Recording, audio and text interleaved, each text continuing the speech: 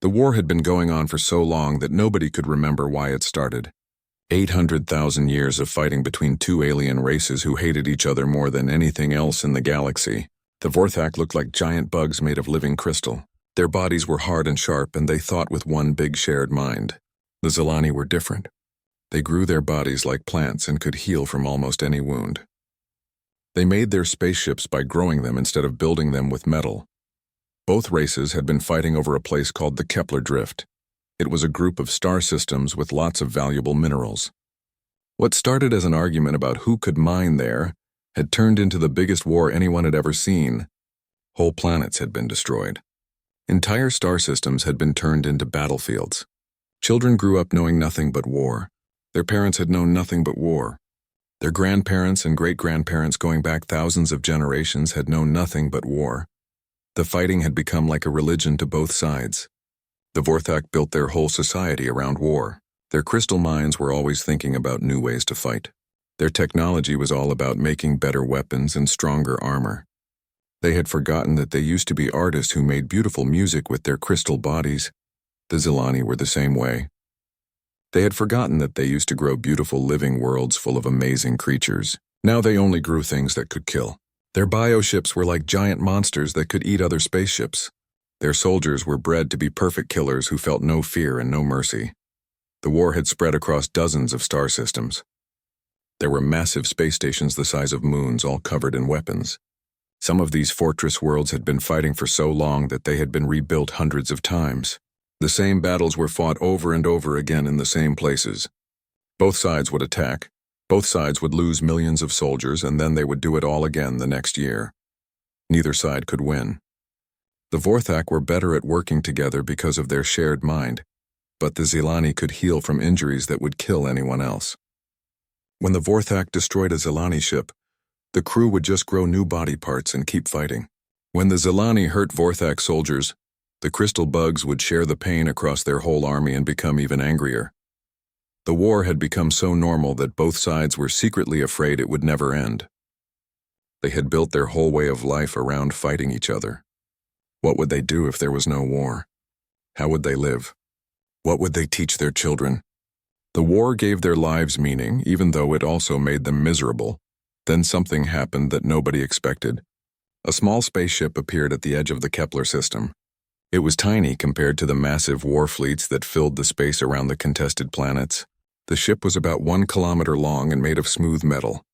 It did not look like the living bioships of the Zilani or the sharp crystal ships of the Vorthak. It looked simple and peaceful. Both alien fleets noticed the new ship right away. Their sensors had been watching for enemies for so long that they spotted anything new immediately. But this ship was so small that it seemed like a joke. The Vorthak war fleet had 10 million ships, some of them bigger than cities. The Zilani fleet was smaller, but their bioships were even more dangerous because they were alive and could think for themselves. The small ship just sat there at the edge of the system, not moving toward either fleet. It did not have its weapons ready. In fact, the alien sensors could barely detect any weapons on it at all. Both sides wondered if it was some kind of scout ship, or maybe a spy vessel trying to gather information about their military strength. Inside the small ship, a human woman named Captain Elena Vasquez stood on the bridge looking at a display screen that showed all the alien ships. She had short black hair and calm brown eyes. She wore a simple blue uniform with no fancy decorations. Her crew was small, only 200 people, but they all knew they were about to attempt something that had never been tried before. Captain Vasquez had spent years studying this war. Humans had been exploring the galaxy for 300 years, and they had seen many conflicts between different alien races, but they had never seen anything like this. 800,000 years of continuous fighting was almost impossible to understand. Most wars lasted a few years or maybe a few decades. This war was older than human civilization. The human ship was called the Peacekeeper. It was not designed for fighting. It was designed for something much more difficult than war. It was designed to end wars. The ship was full of computers and scientific equipment that could study alien psychology and behavior. Humans had learned that every species thought differently, and if you could understand how they thought, you could help them solve their problems without fighting. Captain Vasquez turned to her science officer, a young man named Lieutenant Park. He was looking at readings from their sensors. trying to understand the alien technology they were seeing. "How long has this battle formation been in place?" she asked him. Lieutenant Park checked his instruments.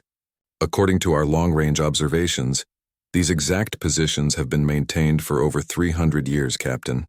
Both fleets just sit here, occasionally shooting at each other, but never really trying to win." Captain Vasquez nodded. She had suspected as much. After 800,000 years, both sides had probably forgotten how to actually end the war. They were just going through the motions, fighting because that was what they had always done. "Are we ready to begin the peace protocol?" she asked her crew. Around the bridge, her officers checked their stations. The Peacekeeper had weapons, but they were very different from normal space weapons. Instead of trying to destroy enemy ships, they were designed to make enemies stop wanting to fight. "All systems ready, Captain," reported Lieutenant Park. Captain Vasquez took a deep breath. What they were about to try had never been attempted on this scale before. They were going to try to stop a war that had been going on since before humans had invented writing. 2 entire civilizations had built their lives around this conflict. Ending it would change everything for billions of creatures, but that was exactly why it had to be done. 800,000 years was long enough. It was time for both races to remember that there was more to life than war. They just needed someone to help them remember who they used to be before the fighting started. The Peacekeeper began moving slowly toward the center of the system, where the 2 fleets faced each other across the cold darkness of space. Soon both alien races would learn what humans had discovered long ago. Sometimes the best way to win a war is to help everyone remember why they should not be fighting in the first place. The Peacekeeper moved closer to the 2 massive fleets. Captain Vasquez gave the order to open communication channels. The ship began broadcasting a message on every frequency that both alien races used to talk to each other. "This is Captain Elena Vasquez of the Earthship Peacekeeper."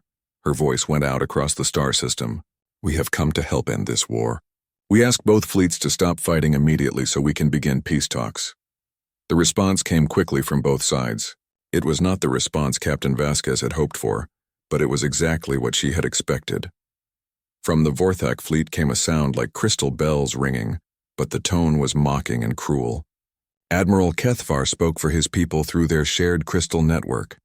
His voice sounded like music, but angry music. "Small, soft creatures from an unknown world, you bring one tiny ship to a war between gods.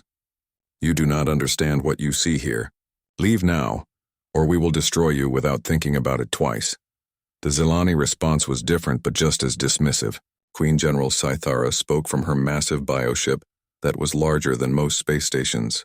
Her voice had a strange singing quality, because Zilani vocal cords were grown specifically for battle commands. "Unknown aliens, you are clearly very stupid or very brave. This war has been going on since before your species learned to make fire. We have been fighting for 800,000 years. One small ship cannot change anything. Go away before we decide to add you to our collection of destroyed enemies." Captain Vasquez listened to both responses calmly. She had dealt with arrogant alien leaders before. Most advanced civilizations thought they were superior to everyone else, especially humans.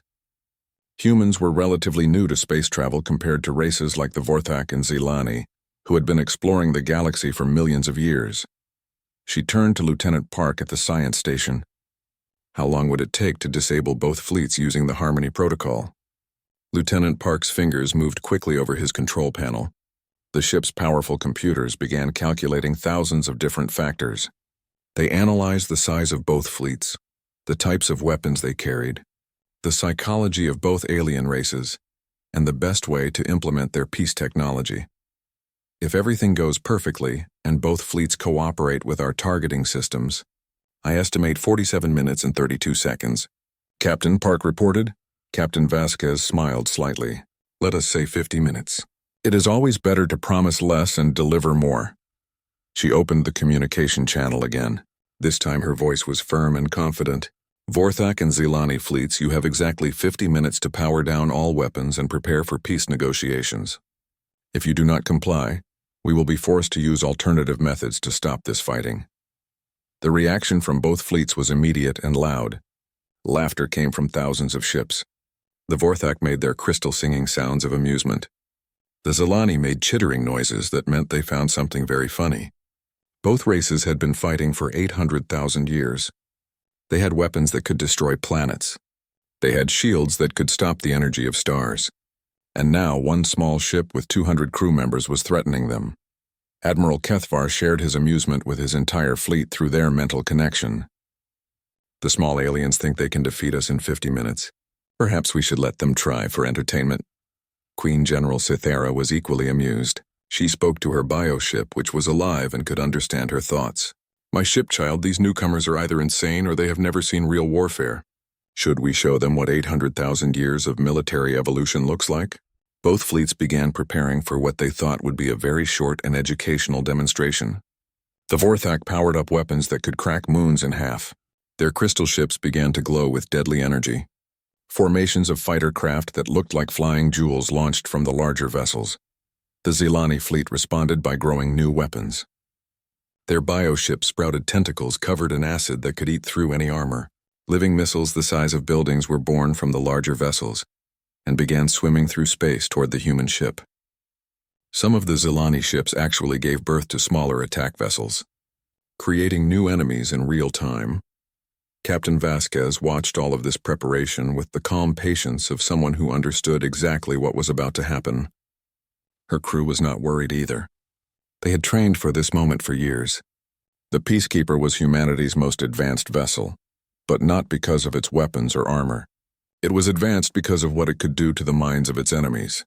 "Captain," said Lieutenant Commander Chen from the tactical station, "both fleets are powering weapons to full charge. We are detecting energy signatures that could vaporize our ship in seconds." "How much time until they are in optimal firing position?" Vasquez asked. "Approximately 8 minutes, Captain." Vasquez nodded. "Perfect. That gives us time to explain what is about to happen."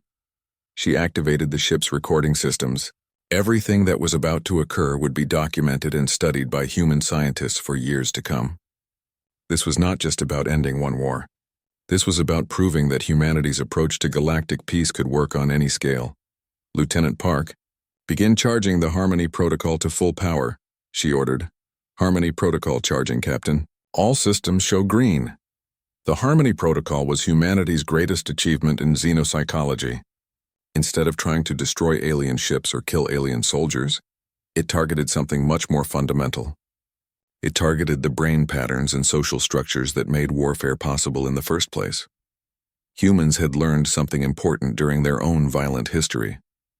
Every species that became intelligent enough for space travel had to go through a period of learning to control their aggressive instincts.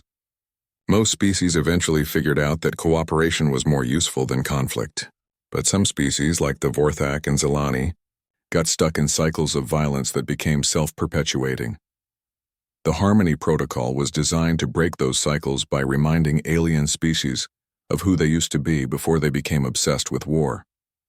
It used a combination of electromagnetic fields, quantum resonance patterns, and psychological conditioning to help aliens remember their better nature. 30 seconds to optimal firing position, reported Lieutenant Commander Chen. Captain Vasquez stood up from her command chair. "All hands, prepare for protocol implementation. Remember, we are not here to defeat these aliens. We are here to help them defeat themselves." The two alien fleets continued their approach, weapons charged and ready to destroy the small human vessel. Neither Admiral Kethvar nor Queen General Cythera had any idea that they were about to experience something that would change their species forever. The countdown reached 0, and the Peacekeeper began to work its magic. The alien fleets had no idea what they were really facing. They thought the Peacekeeper was just another warship, probably with some new type of weapon they had never seen before. Both the Vorthak and Zilani had encountered many different alien technologies over their long history of warfare. They were confident they could handle whatever the humans might throw at them. They were completely wrong. The Peacekeeper was not a warship at all.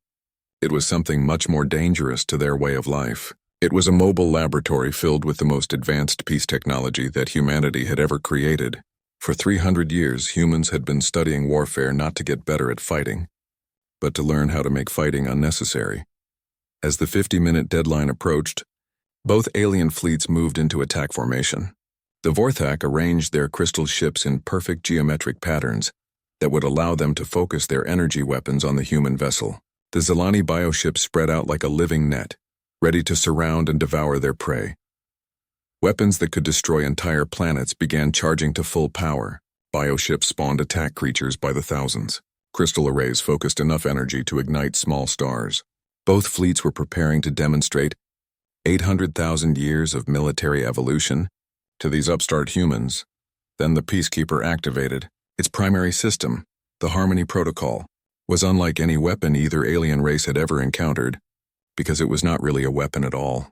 Instead of targeting ships or shields or armor, it targeted something much more basic, the neurological and social structures that made these aliens want to fight in the first place.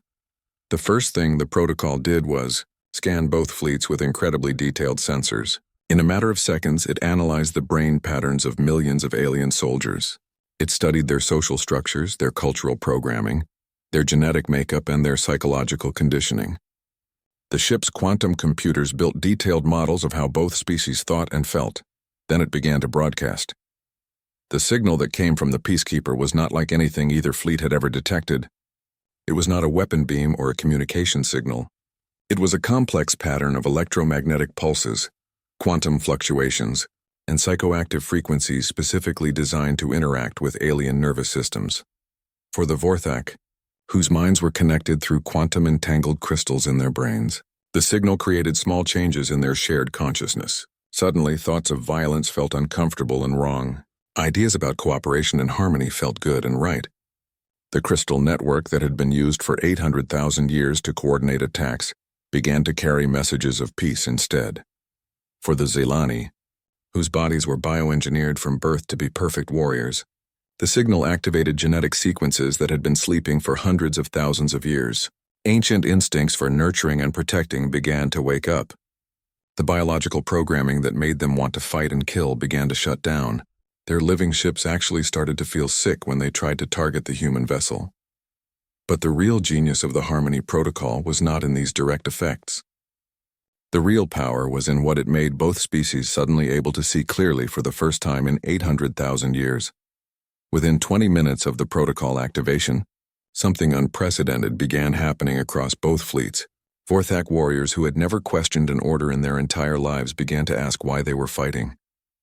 Zelani bioships that had been grown specifically for combat began to refuse commands to attack. On the Vorthak flagship, Admiral Kethvar felt his crystal mind beginning to resonate with frequencies he had not experienced since he was very young. The shared consciousness of his people was filling with confusion and doubt.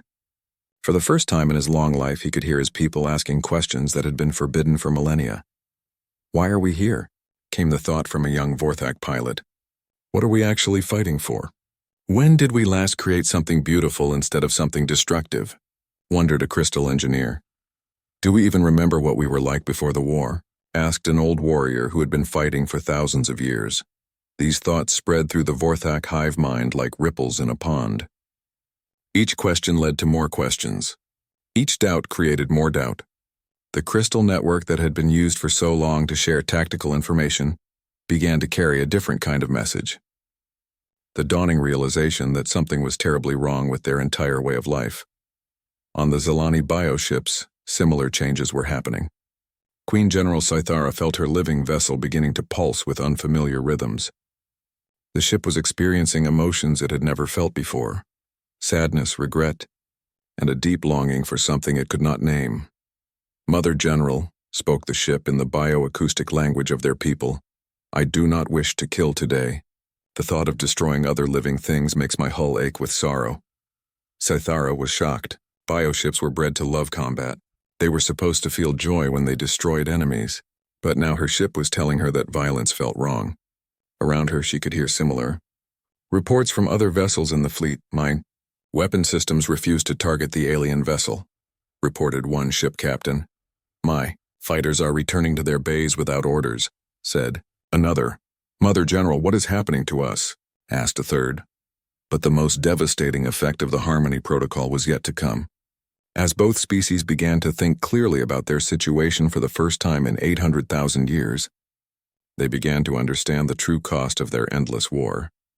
They started to remember what they had been like before the fighting began. The Vorthak recalled that they had once been artists and musicians, using their crystal bodies to create symphonies that could be heard across star systems. They remembered building beautiful cities that sang with harmonic frequencies, creating art that was both visual and musical at the same time. The Zilani remembered that they had once been gardeners of entire worlds, growing ecosystems of incredible beauty and complexity. They had been able to create living planets filled with creatures that existed purely for the joy of being alive. Their biotechnology had been used to heal and nurture, not to kill and destroy. Both species began to calculate what they had lost. How many potential artists had been turned into soldiers? How many beautiful worlds had been destroyed to build weapons? How much knowledge had been forgotten because it was not useful for warfare? How much beauty had been sacrificed for the sake of military efficiency? The numbers were staggering. 800,000 years of lost potential. Millions of generations who had known nothing but war.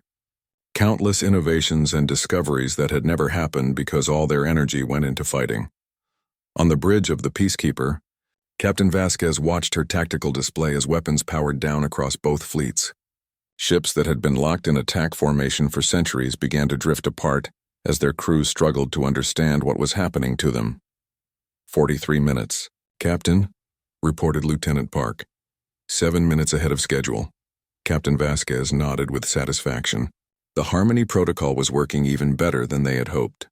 Both alien fleets were experiencing the kind of psychological breakthrough that usually took years of therapy to achieve. They were finally able to see their war from the outside, as observers rather than participants. Open a communication channel to both fleet commanders, she ordered. The communication channel opened, and Captain Vasquez found herself speaking to two of the most powerful military leaders in the galaxy.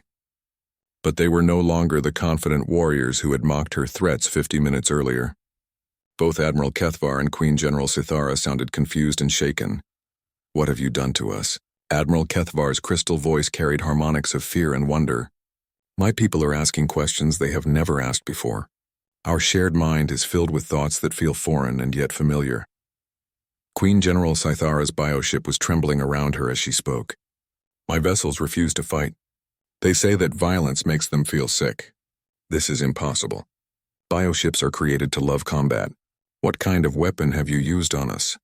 Captain Vasquez spoke gently, understanding that both leaders were experiencing something that challenged everything they thought they knew about themselves and their people. We have not used a weapon, Admiral and Queen General. We have used something much more powerful. We have helped you remember who you really are. I do not understand, said Admiral Kethvar. We are warriors. We have always been warriors. The Vorthak exist to fight the Zilani. The Zilani exist to fight the Vorthak.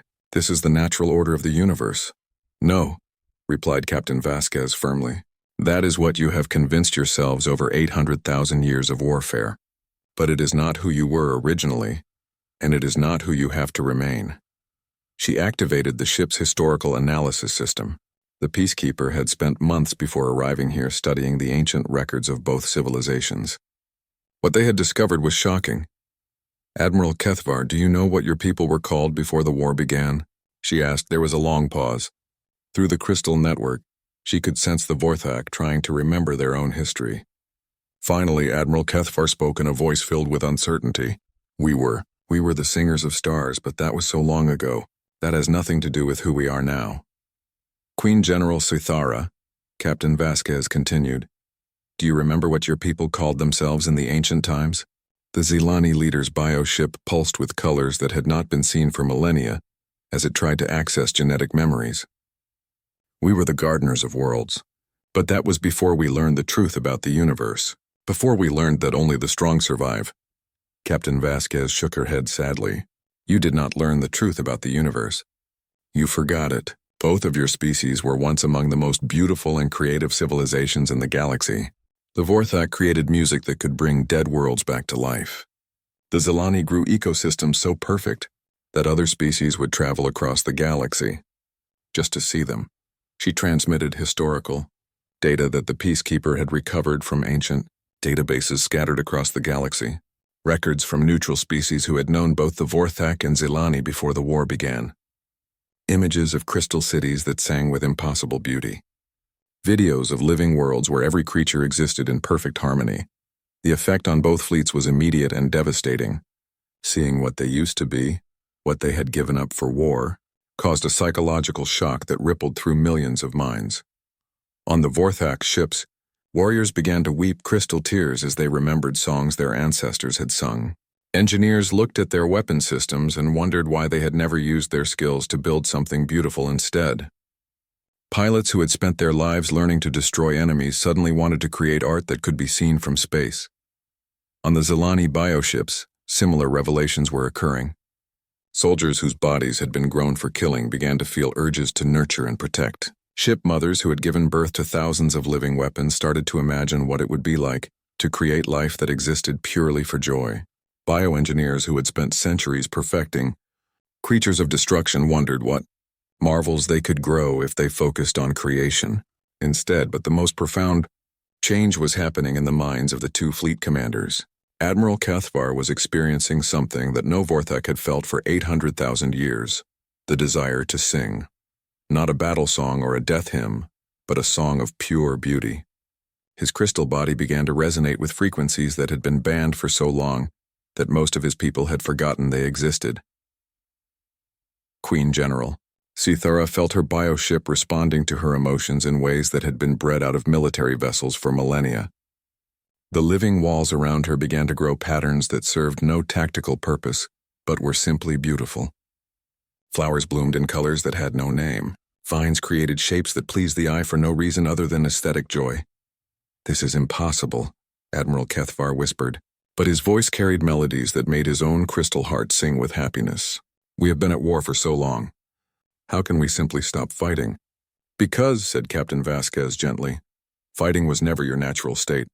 It was a choice your ancestors made, and it became a habit that lasted so long you forgot it was a choice at all. But habits can be broken. Choices can be changed." She transmitted more data, this time showing what had actually started the war 800,000 years ago. It had begun as a simple disagreement about mining rights in the Kepler Drift. Both species had wanted to extract resources from the same asteroid fields. The original conflict had been about economics, not ideology or survival. "The war you have been fighting could have been ended with a simple treaty after the first year," Captain Vasquez explained. "The original dispute was resolved within 50 years when new mining sites were discovered. But by then, both of your civilizations had built so much of your identity around being at war that you could not stop." Queen General Sithara made a sound that no Zelani had made for 800,000 years, a song of mourning, not for the dead, but for the lost centuries of beauty and creation that had been sacrificed for pointless conflict. "How many generations of our children grew up knowing only war?" she asked, her bioship pulsing with sorrow. "How many potential artists became soldiers instead? How many worlds that could have been gardens became battlefields?" Admiral Cathvar's crystal form was now glowing with harmonics of grief and understanding. "We have wasted 800,000 years. We could have been exploring the galaxy together, creating wonders that neither species could achieve alone. Instead, we have been destroying each other over a disagreement that our ancestors resolved before I was born." The revelation spread through both fleets like a wave. Millions of warriors, soldiers, and pilots were experiencing the same realization. They had spent their entire lives fighting a war that had no purpose. They had been born into conflict, trained for battle, and told that their enemies were evil, when in reality they were fighting because that was simply what they had always done. On thousands of ships, weapon systems were being shut down not because of orders from command, but because the crews could no longer bring themselves to use them. Bioships were refusing to create new weapons, instead growing flowers and art. Crystal ships were changing their harmonics from battle frequencies to songs of beauty. "Captain Vasquez," said Admiral Cathvar, his voice now carrying the complex melodies that had once made Vorthak Crystal Song famous across the galaxy. "What happens now?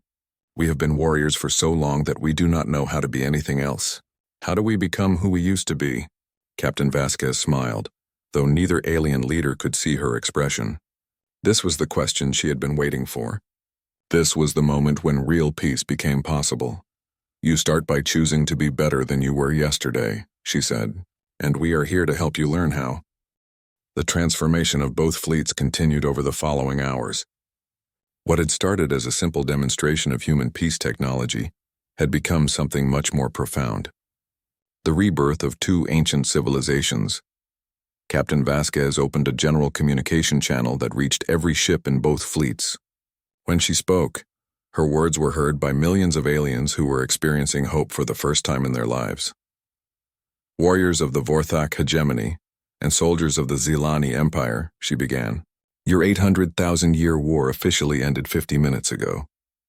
Not because we destroyed your fleets or conquered your worlds, but because we helped you remember something you had forgotten, who you really are beneath all the weapons and armor. On his crystal command throne, Admiral Kethvar was experiencing emotions that had no words in the modern Vorthak language. The shared consciousness of his people was filling with music instead of battle plans. For the first time in 800 millennia, the crystal network was being used to share art instead of tactical information. How is this possible? He asked, but his voice carried melodies of wonder rather than confusion. My people are creating songs that have not been heard since the ancient times. Our ships are changing their configurations to be more beautiful instead of more deadly. Queen General Scythara was having a similar experience. Her bioship was transforming around her, growing structures that served no military purpose but were simply magnificent to look at. Throughout her fleet, ship mothers were giving birth to creatures of pure beauty instead of living weapons. My vessels are becoming gardens, she reported, her voice filled with amazement. They are growing art that makes my heart sing. I had forgotten that bioships could create beauty instead of destruction. Captain Vasquez nodded, understanding exactly what both leaders were experiencing. This is what happens when a species remembers its true nature. The capacity for war is just passion and creativity pointed in the wrong direction. When you remember what you are truly passionate about, violence becomes unnecessary. She activated another system on the Peacekeeper, this one designed to facilitate cultural exchange between former enemies. We are going to help you take the next step. Instead of fighting each other, we want you to try creating something together. The suggestion was radical beyond imagination. The Vorthak and Zilani had been enemies for so long that the idea of cooperation seemed impossible. But the Harmony Protocol had broken down the psychological barriers that made them see each other as monsters. Admiral Kethvar was the first to respond. Our crystal songs and their bioart. If we combined them, what could we create? Something that neither species could achieve alone, replied Captain Vasquez. Something new and beautiful that represents what you could become if you choose peace over war. The first tentative contact between the fleets was almost comical in its caution. A single Vorthak crystal ship slowly approached a Zilani biovessel. Both crews were nervous, but they were driven by curiosity rather than aggression, for the first time in their species' memory. When the crystal ship began to sing, the bioship responded by growing patterns that matched the harmonic frequencies. The result was unlike anything either species had seen before. Living art that sang with crystal voice, biopatterns that created music as they grew. The effect on both fleets was electric. Ships throughout the system began to experiment with cooperative art. Vorthak crystal singers worked with Zilani bioartists to create hybrid forms that were both heard and seen, both grown and sung. Over the following days, the transformation continued. Warriors who had spent their lives training to kill began learning to create. Engineers who had designed weapons started building instruments and art installations. Pilots who had flown combat missions began choreographing aerial displays of beauty. But the changes went deeper than just switching from military to artistic pursuits. Both species began to remember aspects of their cultures that had been suppressed for 800,000 years. The Vorthak rediscovered their ancient traditions of crystal philosophy, where complex ideas were expressed through harmonic frequencies. The Zilani remembered their gift for ecological engineering, the ability to design entire ecosystems that could support thousands of different life forms in perfect balance. Captain Vasquez watched all of this with satisfaction, but she knew that the real work was just beginning. Ending a war was only the first step. Building a lasting peace required much more effort and time. Admiral Kethvar, Queen General Scythara, she said during one of their daily conferences, we need to establish a formal framework for your new relationship, the Kepler Accords, if you will agree to them. Both leaders were eager to make their peace official. The Kepler Accords became the first treaty between their species in 800,000 years, but more than that, it became a blueprint for a new kind of civilization. The Accords established joint research stations where both species could work together on projects that benefited everyone. They created cultural exchange programs so that young Vorthak and Zelani could learn from each other. They set up artistic collaborations that would produce works of beauty that could be appreciated across the galaxy. Most importantly, the Accords included provisions for preventing future conflicts. Both species agreed to use human-designed mediation systems if disagreements arose. They established joint councils where problems could be discussed and solved through cooperation rather than competition. The Peacekeeper remained in the system for 6 months, helping to oversee the transition from war to peace. During that time, Captain Vasquez and her crew witnessed transformations that went beyond anything they had hoped for. They saw Vorthak crystal cities being grown with Zelani biotechnology, creating living structures that sang with harmonic beauty. They watched Zelani world gardens being designed with Vorthak mathematical precision, producing ecosystems of unprecedented complexity and beauty. Children of both species, who had been trained from birth to hate their enemies, instead began learning each other's languages and art forms. Young Vorthak learned to appreciate the flowing beauty of bioart. Young Zelani learned to hear the mathematical perfection in crystal songs. But perhaps the most remarkable change was in the former military leaders themselves. Admiral Kethavar discovered that his talent for tactical planning translated perfectly to composing complex musical arrangements. Queen General Scythara found that her skill at biological warfare made her exceptionally good at designing peaceful ecosystems. When it came time for the Peacekeeper to leave, both species had been transformed beyond recognition. The war fleets had been converted into exploration and research vessels. The fortress worlds had become centers of learning and art. The weapons factories had been turned into academies where young aliens could study cooperation instead of conflict. Captain Vasquez stood on her bridge for the last time while in the Kepler system, looking at a display that showed thousands of ships from both species working together on joint projects. Where once there had been battle lines, now there were collaborative research stations. Where once there had been weapons pointed at enemies, now there were art installations that could be seen from space. "Captain," said Lieutenant Park, "we are receiving departure gifts from both fleets." On the main screen appeared 2 works of art created specifically for the humans who had changed their world. The Vorthak had composed a crystal song that told the story of their transformation from warriors to artists. The Zelani had grown a living sculpture that would survive for thousands of years, depicting the moment when peace replaced war. "Set course for the edge of the system," Captain Vasquez ordered, "and begin scanning for our next mission." Because that was the thing about the galaxy. It was full of conflicts that needed ending. There were other species locked in pointless wars, other civilizations that had forgotten how to make peace. The Peacekeeper had proven that even the longest war could be ended if you understood the psychology behind it. As the ship jumped to hyperspace, leaving behind 2 species that were rediscovering the joy of creation, Captain Vasquez smiled. Somewhere in the galaxy, the next impossible conflict was waiting for humanity's next impossible solution. The war that had lasted 800,000 years was over. It had taken exactly 50 minutes to end, once both sides remembered who they really were beneath all the anger and fear and habit of fighting. The universe was full of wars that needed ending. And humanity was just getting started.